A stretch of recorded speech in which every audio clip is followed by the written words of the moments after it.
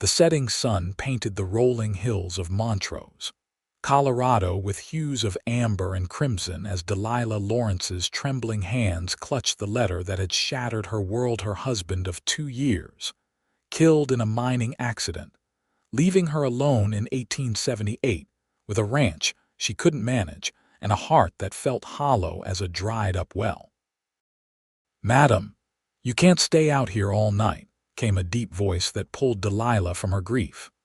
She looked up to find a tall figure silhouetted against the darkening sky, his hat tipped low over his eyes and his shoulders broad beneath his worn duster. Samuel Vance had been passing through Montrose when he'd spotted the slender woman standing motionless by the creek, her dark hair whipping in the autumn wind, and her shoulders slumped in a way that spoke of unbearable weight.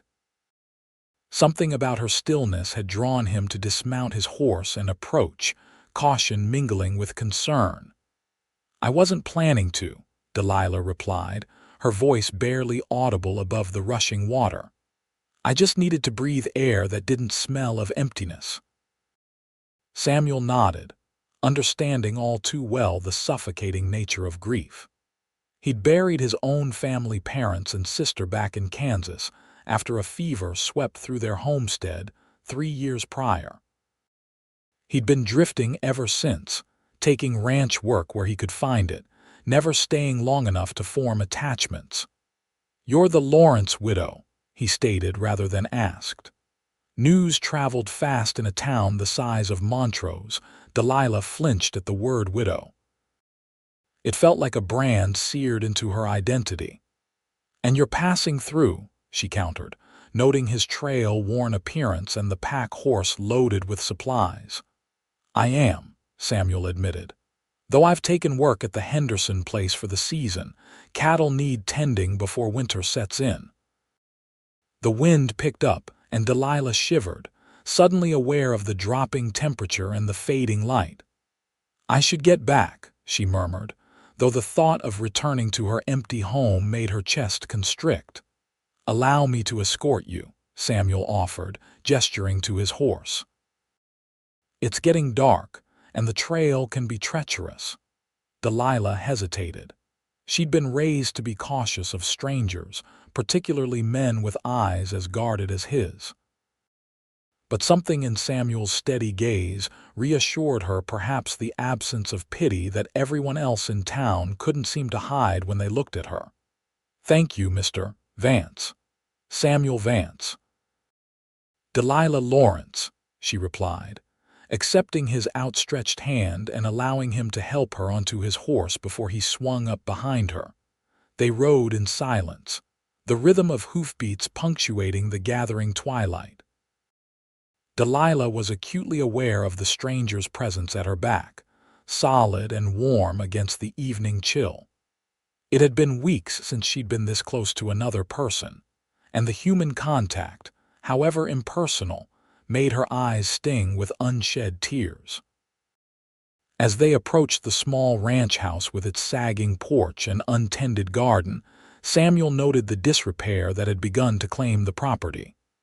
A loose shutter banged against the side of the house, and the corral fence was missing several slats. "Your husband's place?" he asked softly as he helped her dismount. "Mine now," Delilah said, a bitter edge to her voice. "Though I'm not sure for how much longer. The bank's been making noises about the mortgage payments." Samuel frowned. "No family to help. My parents are back east. My father made it clear that running off to marry a gold-seeking dreamer was a mistake I'd have to live with." The words tumbled out before Delilah could stop them, revealing more than she'd intended to a man she'd just met. "Dreams aren't mistakes, Mrs. Lawrence.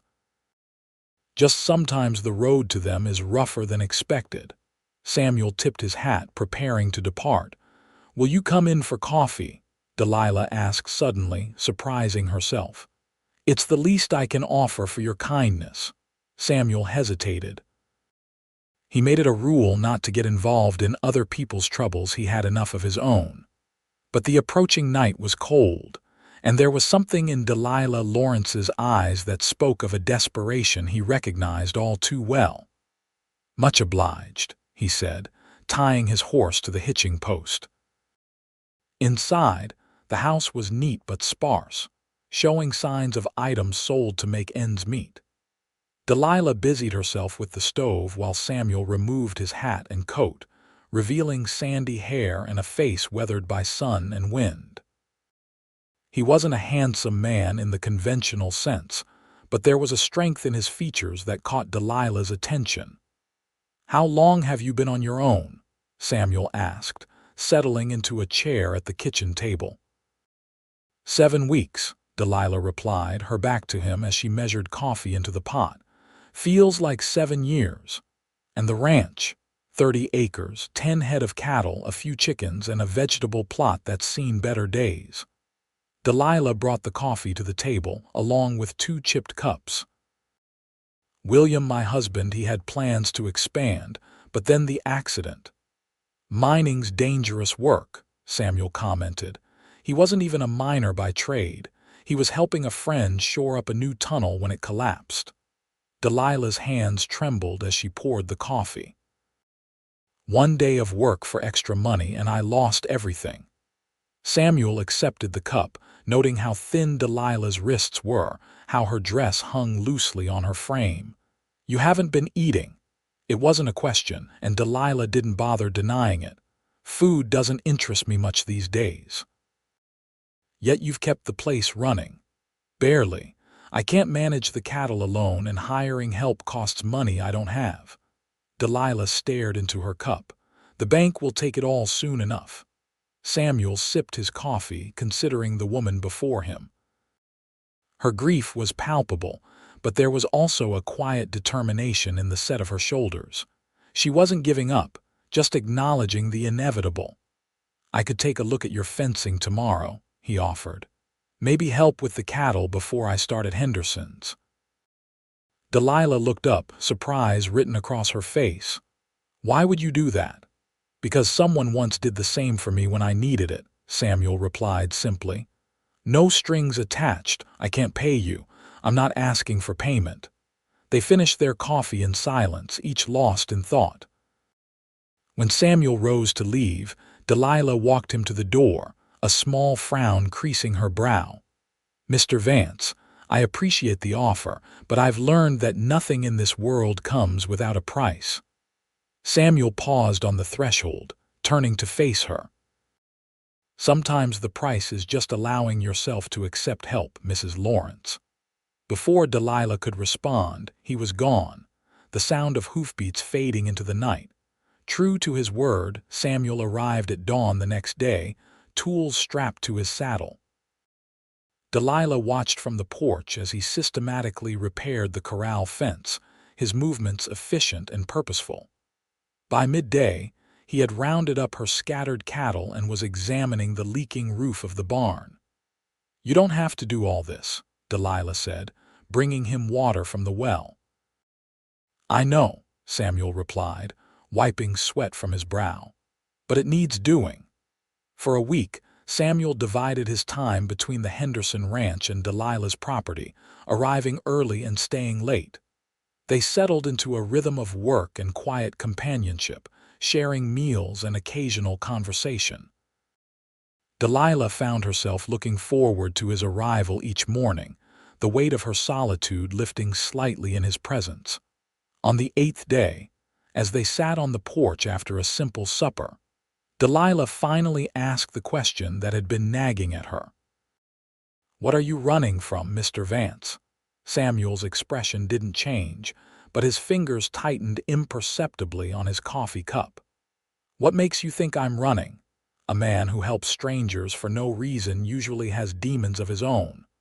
A ghost of a smile touched Samuel's lips. "Perhaps I'm just a good Samaritan."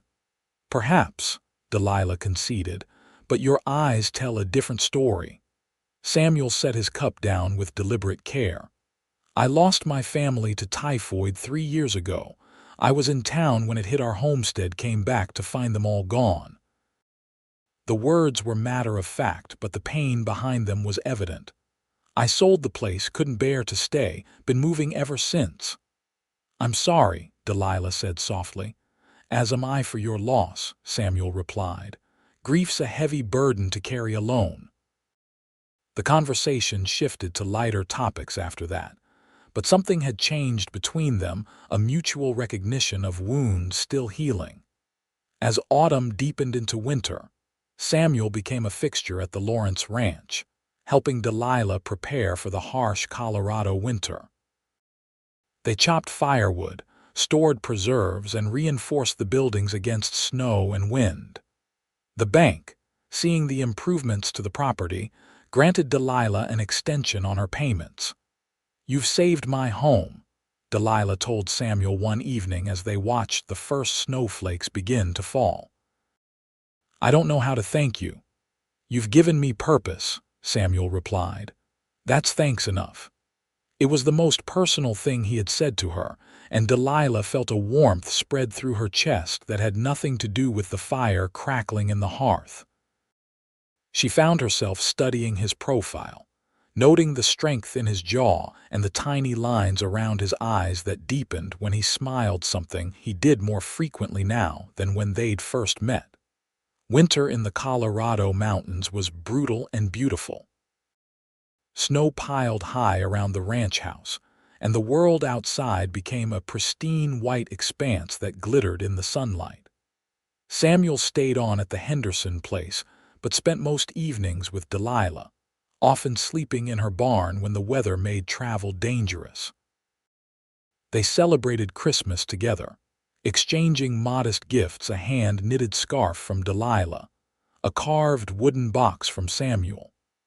As they sat before the fire that night, sharing a bottle of whiskey Samuel had traded for, Delilah found herself laughing for the first time since William's death. "It feels wrong," she confessed, her cheeks flushed from the alcohol and the heat. "Being happy when he's gone. Living isn't a betrayal," Samuel said gently. "It's the hardest thing to do after loss, but it's the only way forward." Delilah looked at him, really looked at him, and felt something shift inside her, a door opening to possibilities she hadn't allowed herself to consider. January brought a blizzard that howled around the house for 3 days straight. Samuel stayed with Delilah throughout, sleeping on a pallet by the fire while she took the bedroom. They played cards, read aloud from Delilah's small collection of books, and talked late into the night. On the third evening, as they huddled close to the stove for warmth, the conversation turned to dreams, the ones they'd had before life had taken unexpected turns. "I wanted children," Delilah admitted, her voice soft. "A house full of them, with laughter and noise and chaos. William and I tried, but—" She trailed off, eyes dimming. "The doctor in Denver said there was something wrong with me, that I might never carry a child to term." Samuel watched her face in the firelight, saw the raw pain there. That must have been hard to hear. "William said it didn't matter, that we'd find other ways to build our family." Delilah's voice caught, but I saw the disappointment in his eyes. "I couldn't give him the one thing he wanted most."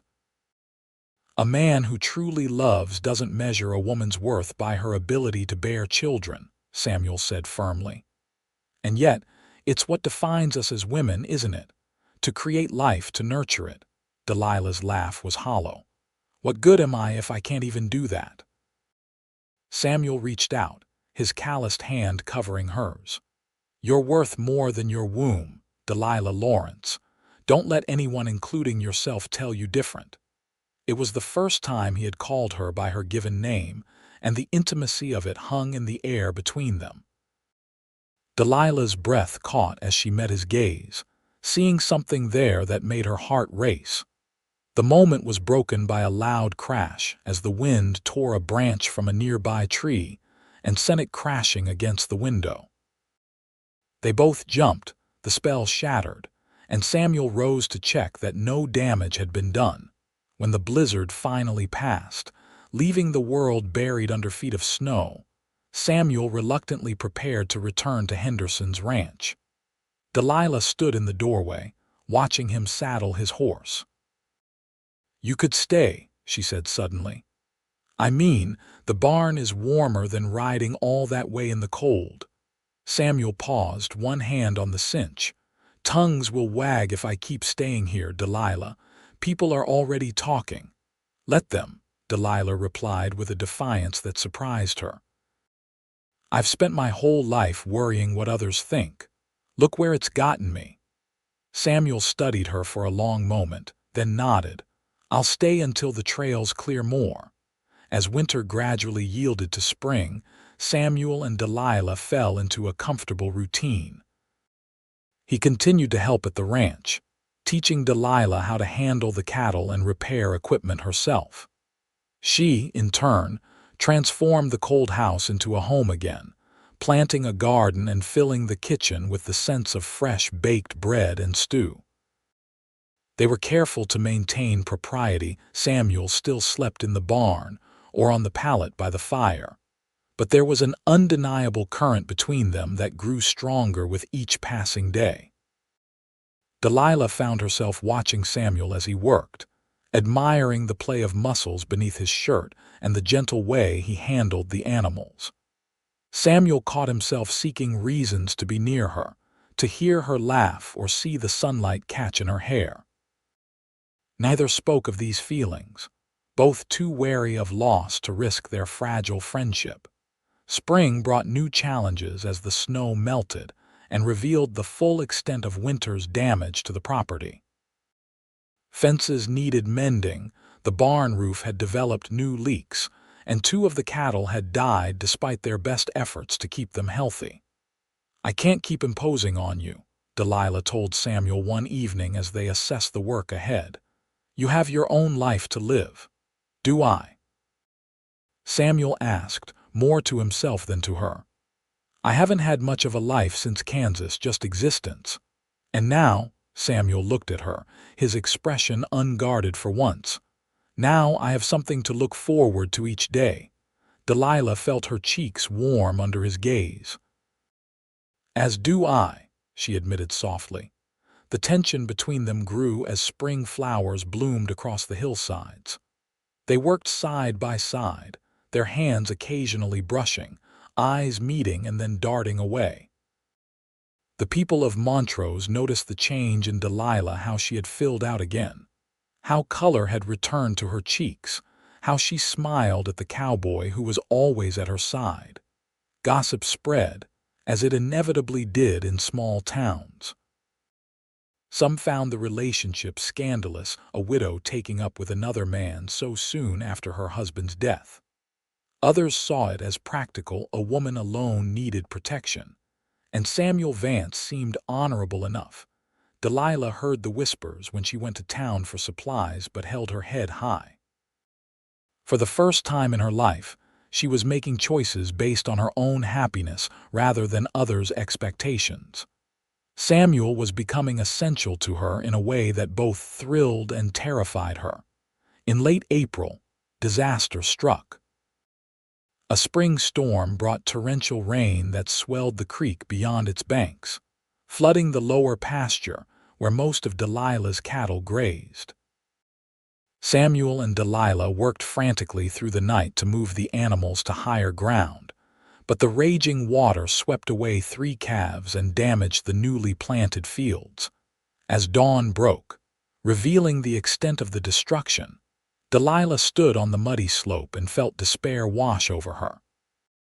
"I can't do this anymore," she whispered, her voice breaking. "I can't fight the elements and the bank and my own inadequacies. I'm not strong enough." Samuel, soaked and exhausted beside her, placed his hands on her shoulders and turned her to face him.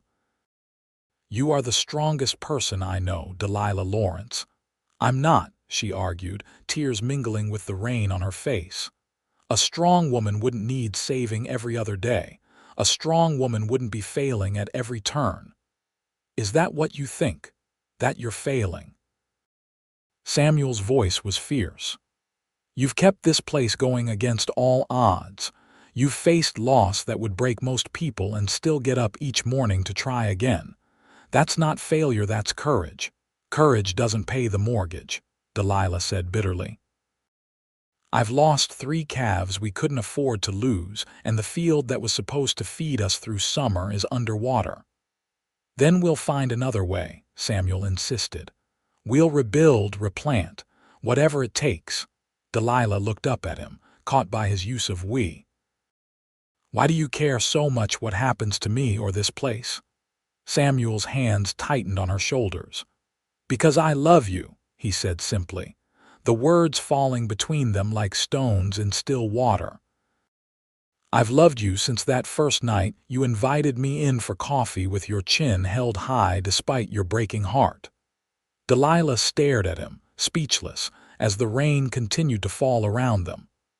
I didn't plan it, Samuel continued, his voice rough with emotion. God knows I tried not to feel it. You were grieving and I was. I thought I was dead inside after what happened to my family, but you woke something in me, Delilah. You made me want to live again, not just survive. Samuel, Delilah began, but he shook his head. You don't have to say anything. I know it's too soon, that you're still mourning William. I'm not asking for promises. I just wanted you to know that you're not alone in this fight. Before Delilah could respond, a shout from the direction of the house drew their attention. It was Daniel Cooper, the banker, riding up the muddy track with 2 other men. Seems we have company, Samuel said grimly, releasing Delilah's shoulders. And I doubt they've come to help with flood relief. Cooper dismounted, his expensive boots sinking into the mud as he approached. His gaze swept over the flooded pasture, the damaged fencing, and finally rested on Delilah and Samuel, standing close together in the rain. Mrs. Lawrence, he greeted, tipping his hat with false courtesy. I see the storm has been unkind to you. What do you want, Cooper? Delilah asked, too tired for pleasantries. I've come to discuss the status of your loan, Cooper replied, his smile not reaching his eyes. Given recent developments, the bank feels it prudent to reassess your payment schedule. Meaning what exactly? Samuel stepped forward, positioning himself slightly in front of Delilah. Cooper's eyes narrowed at the protective gesture. And you are Samuel Vance. I work with Mrs. Lawrence. I see. Cooper's tone suggested he saw much more than that. Well, Mr. Vance, what I mean is that the bank has decided to call in Mrs. Lawrence's loan. The property is clearly failing, and we have a responsibility to our investors to recover what we can. You can't do that, Delilah protested. We had an arrangement. I have until fall to make the next payment. That arrangement was based on the viability of the ranch, Cooper explained with exaggerated patience. Given the current state of affairs, he gestured to the flooded land, and your personal situation, the bank has concerns about your ability to meet your obligations. My personal situation, Delilah repeated, her voice dangerously quiet. A woman alone, Mrs. Lawrence, trying to run a cattle ranch, Cooper shook his head. It was a noble effort, but clearly impractical. And now with the flood damage. He let the implication hang in the air. She's not alone, Samuel stated firmly, and the ranch is far from failing. Cooper raised an eyebrow. The bank disagrees, Mr. Vance. Mrs. Lawrence has 2 weeks to settle her account in full, or will be forced to proceed with foreclosure. 2 weeks. Delilah felt the ground shift beneath her feet. That's impossible. You know I can't raise that kind of money in 2 weeks.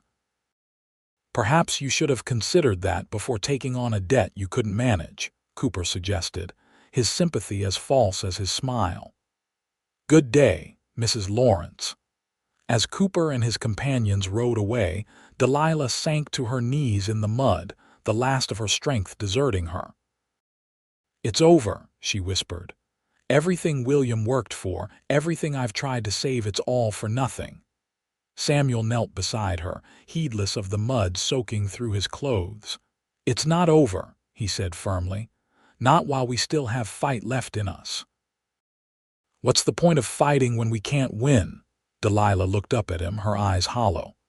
"I can't carry this life anymore, Samuel. It's too heavy, and I'm too weak." Samuel took her face in his hands, his eyes burning with an intensity that caught her breath. "I can't carry life," she whispered, Cowboy said, "then carry mine until we're both whole." Delilah blinked, not understanding. "Let me help you carry this burden," Samuel continued, his voice low and urgent. "Not just as a hired hand or a friend, but as a partner. Let me give you my strength until you find yours again." "What are you saying?" "Marry me," Samuel said simply. "Not just to save the ranch, though it would solve the woman alone concern that Cooper's using against you. Marry me because I love you, and I think you might love me too if you gave yourself permission." Delilah stared at him, shock written across her features. "You can't be serious." "I've never been more serious about anything in my life," Samuel replied.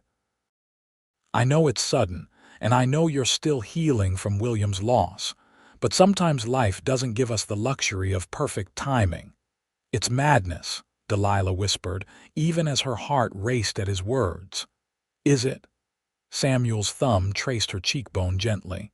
"Or is it just what we both need? A chance to start again together?" Before Delilah could respond, a crack of thunder split the sky, and the rain intensified. Samuel helped her to her feet, and they made their way back to the house in silence, each lost in thought. Inside, they dried off and changed into fresh clothes. Delilah built up the fire while Samuel made coffee, the familiar routine a stark contrast to the life-altering conversation they'd just had. "You don't have to answer now," Samuel said finally, breaking the silence as he handed her a steaming cup. "Think about it. But know that my offer stands regardless of what happens with the bank or the ranch. I want you, Delilah Lawrence, with or without this land." Delilah looked into his eyes and saw the truth of his words. This wasn't a proposal of convenience or pity, this was a man laying his heart bare before her. The realization both terrified and exhilarated her. "I need time," she said softly. "Take all you need," Samuel replied. "I'm not going anywhere." The next week passed in a blur of activity as they worked to salvage what they could from the flood damage. They replanted the garden, repaired fences, and took stock of the remaining cattle. All the while, Samuel's proposal hung between them, unmentioned but ever present. Delilah found herself watching him as he worked, considering a future with this quiet, steady man who had come into her life when she needed him most. She thought of William, his dreams, his laughter, the love they had shared. Would he want her to move on, to find happiness again? Or would marrying Samuel be a betrayal of his memory as the days passed? Delilah realized with growing certainty that her feelings for Samuel had deepened beyond gratitude or friendship. There was a comfort in his presence that settled her soul, a spark when their hands touched that quickened her pulse. It wasn't the same as what she had felt for William, it was different, but no less real. 6 days after Cooper's visit, Delilah rode into town to speak with the banker directly, hoping to negotiate more time. She found him in his office, smug and unmovable. "The decision is final, Mrs. Lawrence," Cooper informed her, barely looking up from his ledger. 2 weeks now less than one or foreclosure proceedings begin. "There must be something I can do," Delilah pressed. "The ranch is recovering from the flood. With a little more time I can make the payments as agreed." Cooper finally looked at her, his expression calculating. "There is one alternative," he said slowly. "My associate, Mr. Thornton, has expressed interest in your property. He's prepared to assume your debt and pay you a small sum besides." "Thornton, the railroad man," "The very same." Cooper's smile was thin. "He sees potential in your land that perhaps you've overlooked." Delilah's eyes narrowed. "The railroad's coming through Montrose. Plans are being discussed," Cooper admitted. "Nothing certain yet, of course." And my ranch happens to be on the proposed route, Delilah guessed, anger rising in her chest. That's why you're calling in the loan now to force me to sell to Thornton before the railroad plans become public knowledge. Cooper's smile disappeared. I'd be careful with accusations, Mrs. Lawrence. The bank is within its rights to protect its investment. It's fraud, Delilah said flatly, and I won't be part of it. Then you have 1 week to produce the full amount owed, Cooper replied coldly. Otherwise, the property will be auctioned to the highest bidder, which will likely be Mr. Thornton anyway. Delilah left the bank with her head high and her heart pounding with fury. The scheme was clear now. Cooper and Thornton were working together to acquire land cheaply before the railroad announcement drove up prices. Her ranch, with its creek access and flat terrain, would be perfect for a depot or switching yard. When she returned to the ranch and explained the situation to Samuel, his expression darkened. Crooked deals like that are happening all across the territory, he said grimly. Small ranchers pushed out to make way for progress and line the pockets of men like Cooper and Thornton. What can we do? Delilah asked, pacing the kitchen. I don't have the money to pay off the loan, and now I understand why no one in town will lend to me. Cooper's made sure of it. Samuel was quiet for a long moment, then said, I have some savings. Not enough to clear the debt entirely, but it might buy us time. Delilah stopped pacing to stare at him. You do that. Risk your savings on this place, on us, Samuel corrected gently. If you'll have me. Delilah felt tears prick her eyes. I can't ask you to do that. You're not asking. I'm offering. Samuel crossed the room to stand before her, taking her hands in his. Delilah, I meant what I said. I want to build a life with you. This ranch, your home, it's part of who you are. I won't stand by and watch Cooper steal it from you through dirty dealings. Delilah looked down at their joined hands, then up at Samuel's face, open, honest, determined. In that moment, she knew her answer. Yes, she said quietly. Samuel blinked. Yes to what? Yes to everything. Delilah squeezed his hands. Yes to fighting Cooper and Thornton. Yes to your savings, though I'll pay back every penny. And yes to marrying you, Samuel Vance, because I think I've fallen in love with you too. The smile that broke across Samuel's face was like sunrise after the longest night. He pulled her to him, one hand cradling the back of her head as he kissed her with a tenderness that made her heart ache. Delilah melted against him, allowing herself to feel the full force of emotions she'd been holding at bay for weeks. When they finally parted, both breathless, Samuel rested his forehead against hers. We'll make this work, he promised. Together. The next morning, they rode into town together and made 2 stops, first to the bank, where Samuel withdrew his savings and made a partial payment on Delilah's loan, securing a 3-month extension, and then to the small church, where they spoke to Reverend Mitchell about a wedding. It's rather sudden, isn't it? The Reverend remarked, looking between them with concern. Mrs. Lawrence, your husband's only been gone 8 months, Delilah supplied firmly. And with all due respect, Reverend, my heart is my own to give when and where I choose. The Reverend studied her resolved expression, then turned to Samuel. And your intentions, Mr. Vance, are to love and honor her for as long as I live, Samuel replied without hesitation, and to help her keep the home she's fought so hard to save. After a long moment, Reverend Mitchell nodded. Sunday after services, then. I'll post the banns today. As they left the church, Delilah felt lighter than she had in months, despite the challenges still ahead. Sunday, she said softly. Are we crazy, Samuel? He chuckled, helping her onto her horse. Probably, but I've been told the best kind of love has a touch of madness to it. Word of their engagement spread through Montrose like wildfire. Reactions were mixed. Some congratulated them warmly. Others whispered behind their hands about the impropriety of it all. Delilah found she cared less about the opinions of others than she ever had before. Mrs. Henderson, the wife of Samuel's employer, visited the day before the wedding, bringing an apple pie and practical advice. "People will talk," she told Delilah as they sat on the porch, "but they'll find something new to gossip about soon enough. What matters is that you've found happiness again." "I have," Delilah admitted, "though it wasn't what I expected."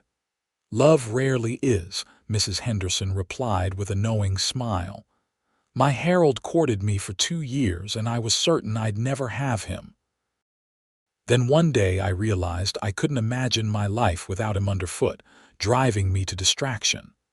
Delilah laughed, recognizing her own feelings in the older woman's words. "Samuel came into my life when I thought everything worth living for was gone. He showed me I was wrong." The wedding was a simple affair. Delilah in her best dress, not black for the first time since William's death. Samuel in a clean shirt and vest, his hair slicked back and his face freshly shaved. A small gathering of well-wishers attended, mostly those who had been kind to Delilah during her widowhood and Samuel's colleagues from the Henderson ranch. Reverend Mitchell kept the ceremony brief, but meaningful. When Samuel placed a simple gold band on Delilah's finger purchased with the last of his savings and promised to cherish her all his days, Delilah felt tears of joy spring to her eyes. For the second time in her life, she was binding herself to a man she loved, but this time with a deeper understanding of life's fragility and the preciousness of second chances. "I now pronounce you husband and wife," Reverend Mitchell declared, and Samuel's kiss sealed their union as the small congregation applauded. They celebrated with a modest reception at the Henderson ranch before returning to what was now their home together. Standing on the porch as the sun set, Samuel lifted Delilah into his arms and carried her across the threshold, both of them laughing at the traditional gesture. Inside, with the door closed against the world, they regarded each other with new awareness. This was different from their companionable evenings before. Now they were husband and wife with all that entailed.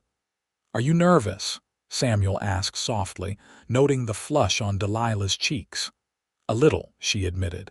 "It's been a while since, and with you it feels new." Samuel took her hand, bringing it to his lips. "We have all the time in the world, Delilah. There's no rush." But as his lips brushed her knuckles, Delilah felt a surge of desire that had been building for weeks. She stepped closer, her free hand coming up to touch his face. "I don't want to wait," she whispered. "I want to be your wife in every way."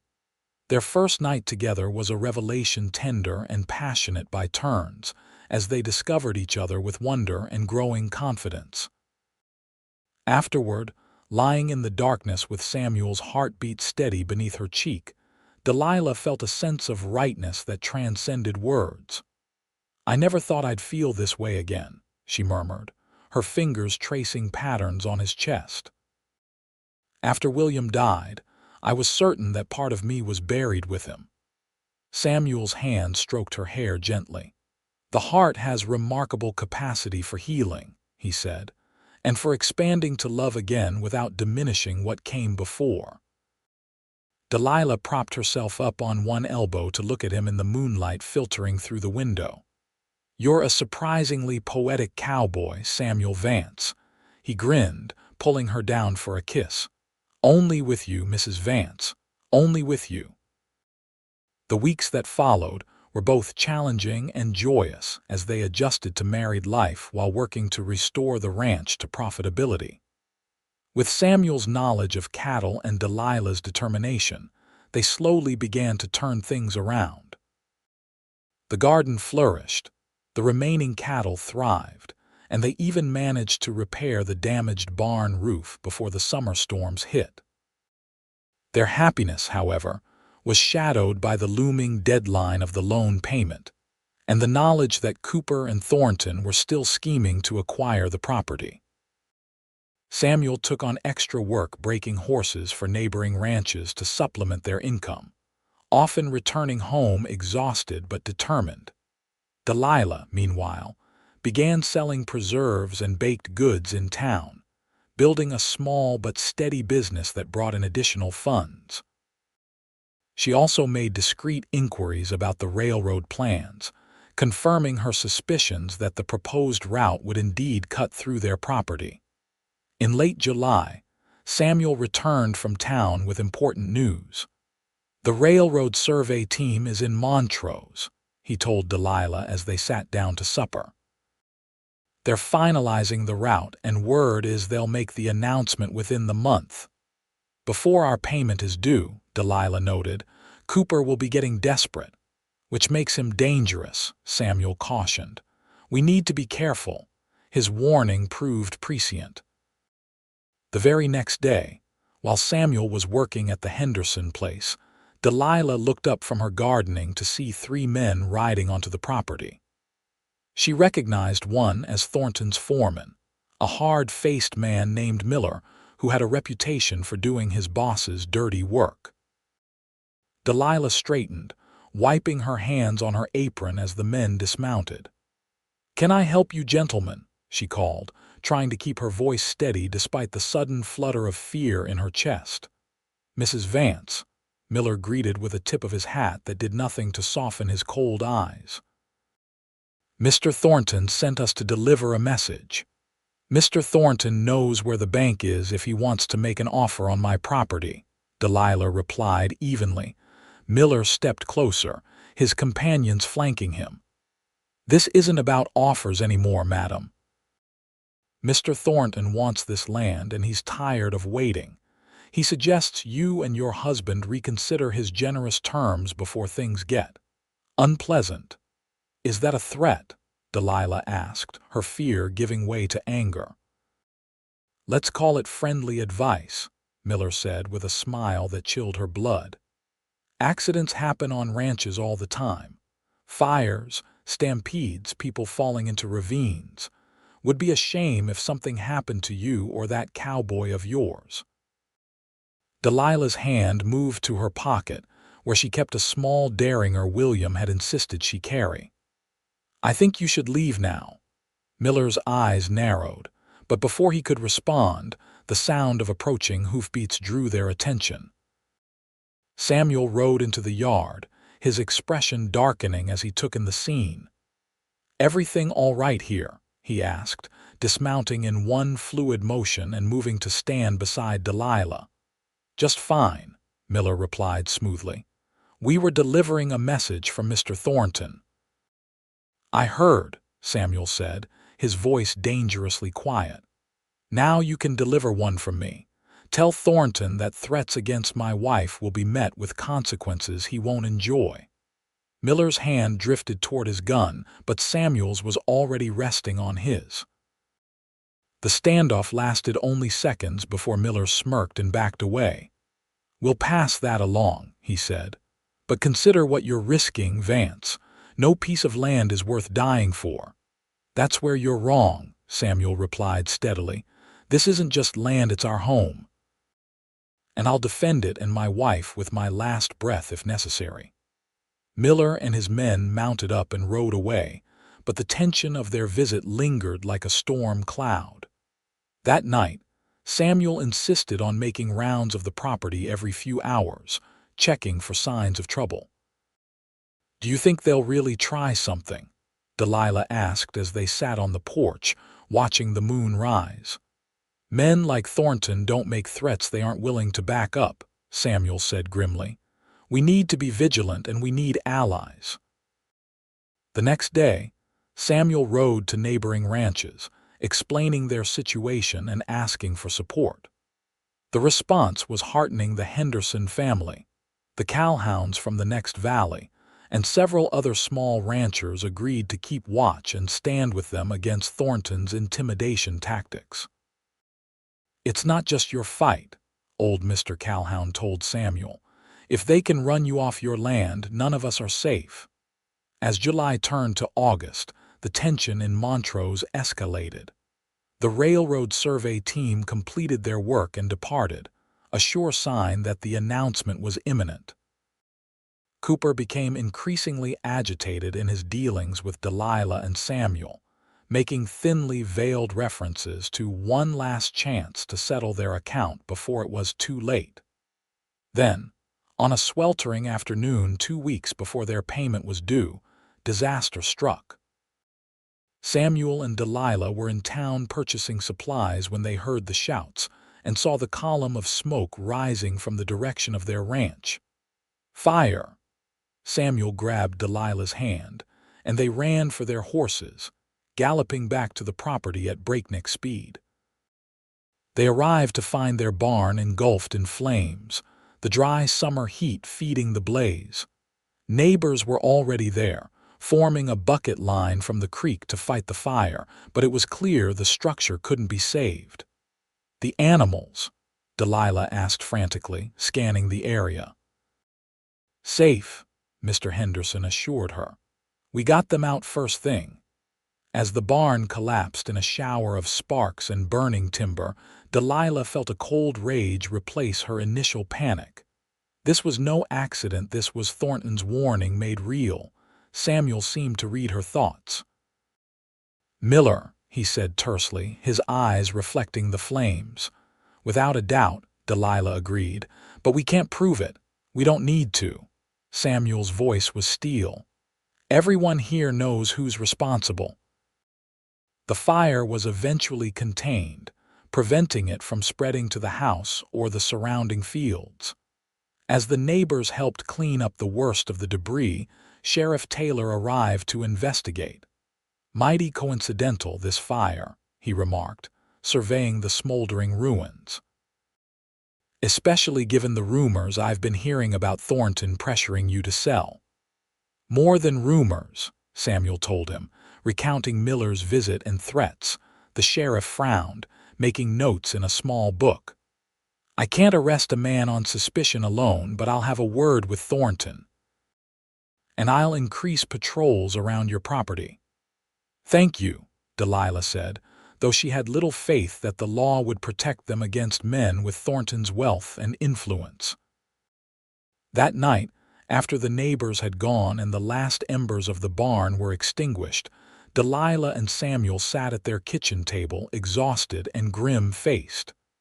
"We could leave," Delilah said finally, breaking the silence. "Start over somewhere else. It's not worth risking your life." Samuel looked at her in surprise. "Is that what you want, to give up?" "I want you safe," Delilah replied fiercely. "I've buried one husband, Samuel. I couldn't bear to bury another." Samuel reached across the table to take her hand. "We're not giving up," he said firmly. "Not after everything we've fought for. This is our home, and no one is going to run us off it, not Thornton, not Cooper, not anyone." "Then what do? We fight smarter." Samuel's expression was thoughtful. "The railroad announcement is coming any day now. Once it's public knowledge that the route crosses our land, Thornton loses his advantage. But we still have to make the loan payment," Delilah pointed out, "and rebuilding the barn will take what little we've saved. Then we need to speed things up." Samuel stood, decision made. "Tomorrow I'm riding to Denver to speak with the railroad company directly. If they want right-of-way across our property, they'll have to pay a fair price for it." "Denver's 3 days' ride," Delilah protested. "And you can't leave me here alone with Thornton's men looking for trouble." "You won't be alone. I'll ask Henderson and his sons to stay with you." Samuel's expression softened as he came around the table to kneel before her. "I don't want to leave you, but this may be our only chance to save everything we've built." Delilah cupped his face in her hands, searching his eyes. She saw determination there and love so deep it made her breath catch. "Promise me you'll be careful," she whispered. "I promise." Samuel pulled her into his arms, holding her close as if to memorize the feel of her. "And I promise I'll come back to you." Samuel left at dawn the next day, after ensuring that Mr. Henderson and his 2 eldest sons would stay at the ranch in his absence. Delilah stood on the porch, watching until he disappeared over the ridge, then turned back to the house with resolve. She wouldn't sit idle while Samuel fought for their future. She had battles of her own to wage. Her first stop was the town newspaper, where she spoke with the editor, a sharp-eyed woman named Margaret Wilson who had always treated Delilah fairly. "I need your help exposing a land scheme," Delilah explained, laying out everything she knew about Cooper and Thornton's dealings. "They're using inside information about the railroad to force people off their land for pennies on the dollar." Margaret listened intently, taking notes. "This is serious, Mrs. Vance. These men have influence in this town. They also have enemies," Delilah pointed out, "people they've cheated or threatened, and the truth is its own protection." After some consideration, Margaret agreed to investigate and publish her findings. "It may take a few days to verify everything," she cautioned, "and Cooper will deny it all." "All I ask is that you try," Delilah said, "before more families lose their homes." Her next stop was more direct Cooper's bank. She walked in with her head high, ignoring the whispers that followed her through the lobby, and demanded to see the banker. Cooper received her with barely concealed irritation. "Mrs. Vance, I'm quite busy today." "I'll be brief," Delilah promised, taking a seat without being invited. "I want to discuss the terms of my loan specifically, the illegal way you're handling it." Cooper's face flushed with anger. "Be very careful with accusations, madam." "Oh, I am," Delilah assured him. "Careful enough to have documented everything your meetings with Thornton. The sudden change in my payment schedule after the railroad surveyors arrived, and most recently, the fire at my barn that happened remarkably soon after I refused Thornton's latest offer." "You have no proof of anything," Cooper said dismissively, though a flicker of unease crossed his features. "Perhaps not enough for a court of law," Delilah conceded, "but enough for the court of public opinion."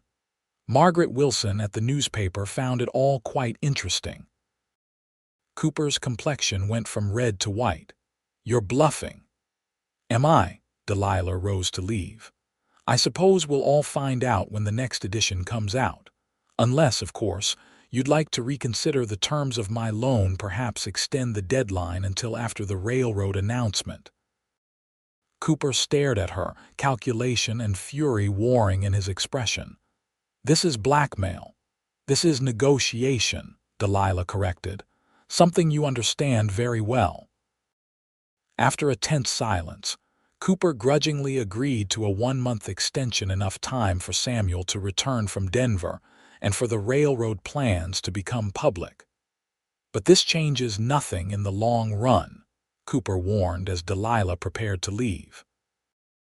"You still owe the bank its due, and Thornton still wants your land." "The difference is," Delilah said from the doorway, "now I know exactly what I'm fighting for and against." The days of Samuel's absence stretched into a week, then 10 days.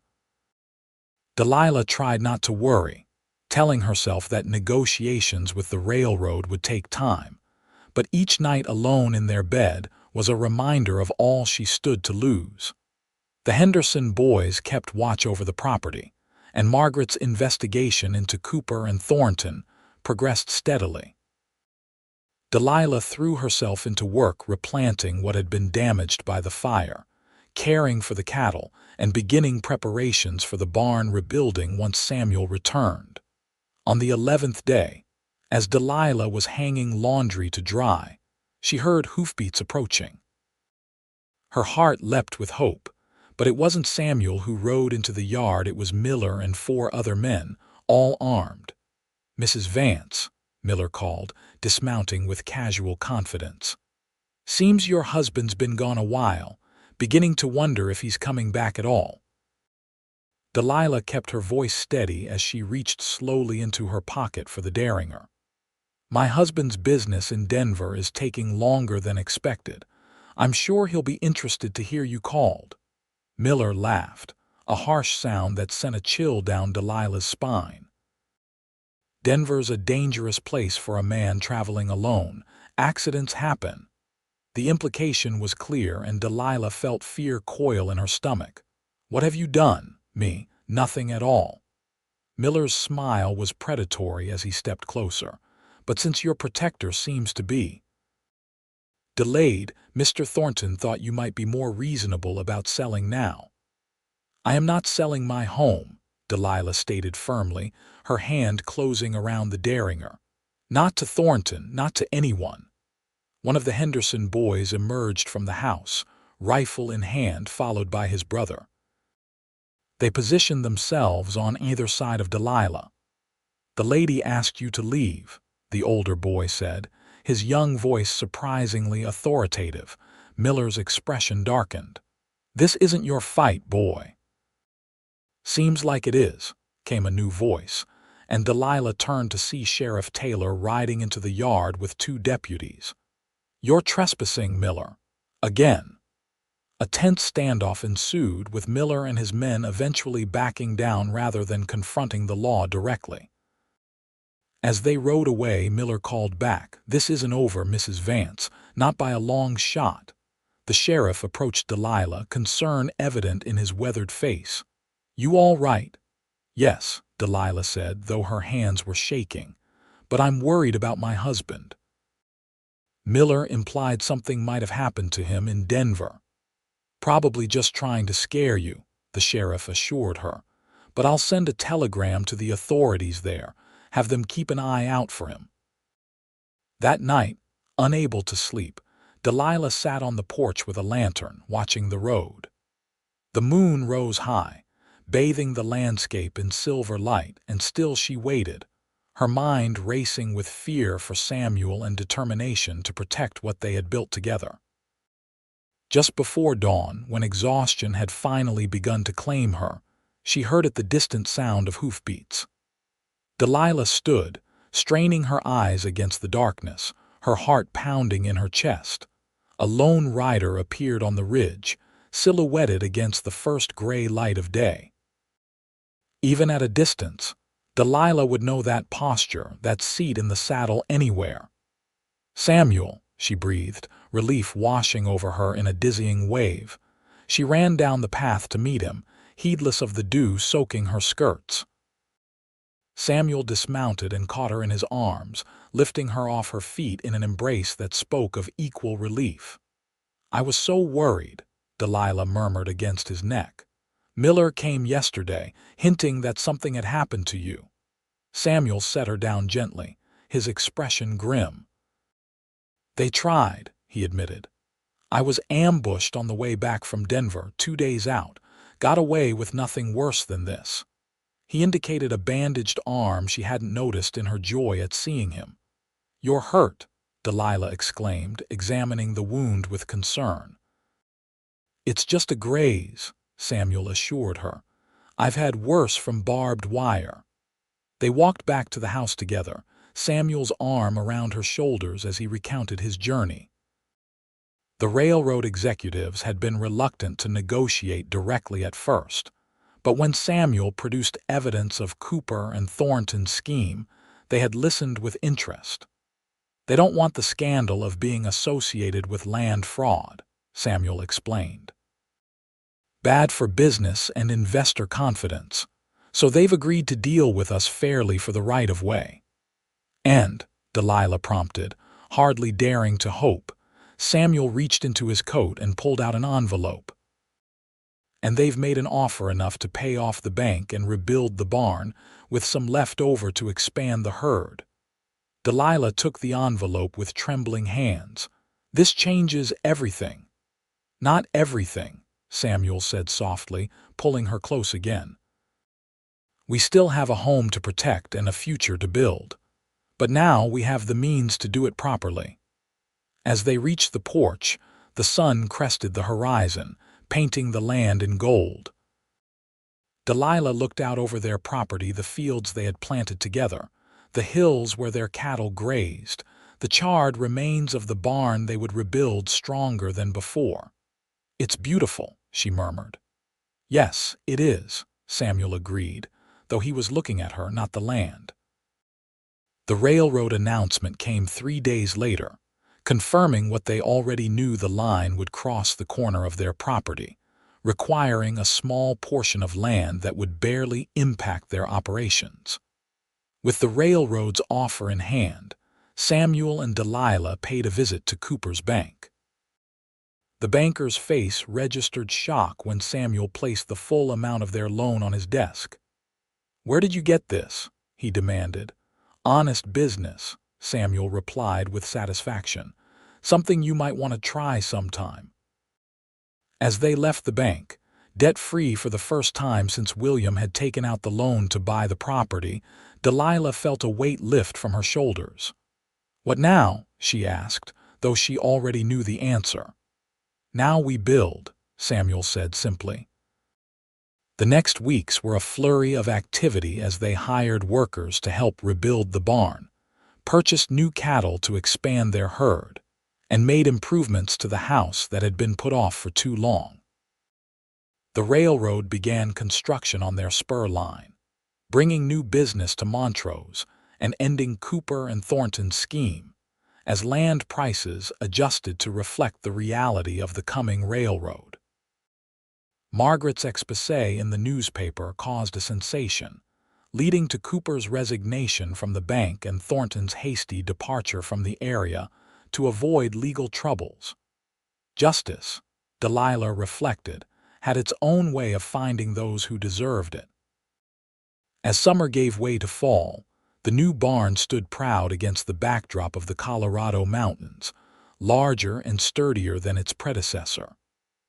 The ranch was flourishing under their joint care, and Delilah found herself more content than she had ever imagined possible after William's death. One crisp October evening, as they sat on the porch watching the sunset, Samuel took Delilah's hand and placed it gently over his heart. "Feel that?" he asked softly. Delilah nodded, the steady beat beneath her palm both familiar and precious. "Your heart." "Yours now," Samuel reminded her with a smile. "Just as mine has been yours since that first day by the creek." Delilah leaned against him, thinking of all they had overcome together: grief and loss, threats and fire, the schemes of men who valued money over homes and lives. "I never thought I'd find this again," she confessed. "After William died, I felt like my capacity for joy died with him. And now I understand that love isn't a finite resource," Delilah said softly. "It grows and changes, makes room for new beginnings without erasing what came before." Samuel's arm tightened around her. "You once told me you couldn't carry life anymore," he reminded her. "Do you remember what I said?" "Then carry mine until we're both whole," Delilah quoted, the words as powerful now as they had been that rainy day in the mud. "And we are whole now, aren't we?" "More than whole," Samuel agreed, his voice rough with emotion. "We're stronger together than either of us could have been alone."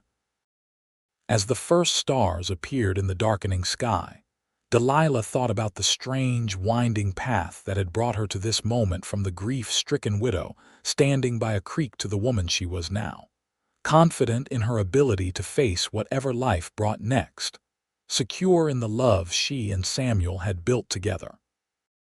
"I have something to tell you," she said suddenly, turning to face him. Samuel's expression grew concerned. "Is everything all right?" Delilah took his hand and placed it gently on her stomach, still flat, but harboring the secret she'd confirmed with the doctor in town just that morning. "Everything is perfect," she whispered. "We're going to have a baby." Samuel stared at her in wonder, his eyes filling with tears of joy. "A baby? But I thought the doctor in Denver said he was wrong," Delilah said simply. "Or maybe love is more powerful than medical opinion. Either way, in about 7 months, we're going to be parents." Samuel gathered her into his arms with a gentleness that belied his overwhelming emotion. "Thank you," he murmured against her hair. "For what?" "For carrying my life when yours felt too heavy," Samuel replied. "For giving me a home and a future when I thought I'd never have either again. For this miracle." His hand returned to her stomach, protective and reverent. Delilah covered his hand with her own, feeling as though her heart might burst with happiness. "We carried each other," she corrected softly. "And now we'll carry this new life together." As night fell over the ranch they had fought so hard to save, Delilah and Samuel held each other close, secure in the knowledge that whatever challenges tomorrow might bring, they would face them as they had faced everything else side by side, heart to heart, whole at last. Their child was born the following May, a strong, healthy boy with Samuel's determined chin and Delilah's expressive eyes. They named him William Samuel Vance, honoring the past while embracing their future. In the years that followed, the ranch prospered, expanding as Montrose grew with the arrival of the railroad. Delilah and Samuel added to their family a daughter 2 years after their son, and later, twin boys who brought joyful chaos to their once quiet home. The barn that had risen from ashes became the heart of a thriving cattle operation, while Delilah's garden grew into a small orchard that produced the finest apples in the county. They weathered droughts and blizzards, market fluctuations and personal challenges, but always together, their bond growing stronger with each passing season. Sometimes, on quiet evenings when the children were asleep and the day's work was done, Delilah would find Samuel on the porch, looking out over the land they had transformed through love and perseverance.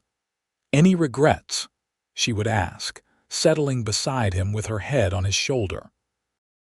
And Samuel would turn to her, the years etched in the lines around his eyes but the love in them unchanged, and reply, "Only that I didn't find you sooner." It was enough, more than enough. It was a life fully lived, a love hard won and cherished, a legacy built on the simple, profound truth that had saved them both. Sometimes the heaviest burdens become lighter when carried together, and broken hearts can mend to become more capacious, more resilient, more whole than before.